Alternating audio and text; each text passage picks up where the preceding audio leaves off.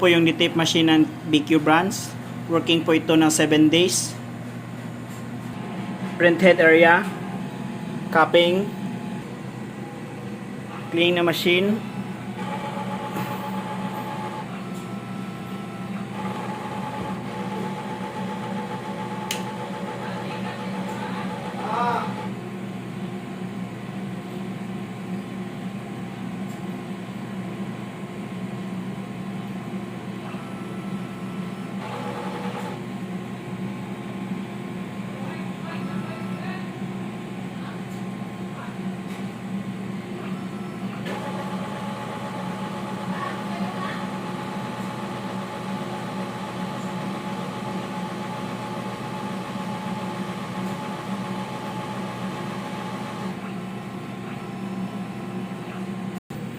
Bago po tayo mag nozzle check, kailangan punasan yung wiper niya.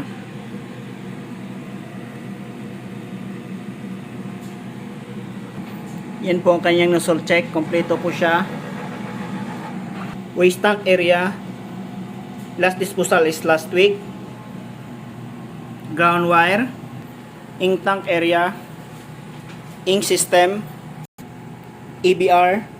Dito naman po nakalagay ng ating ink supplies.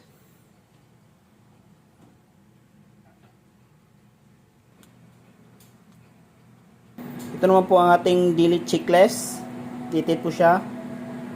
Na-consume natin. White. Powder. Film. Yan lang po. Maraming salamat.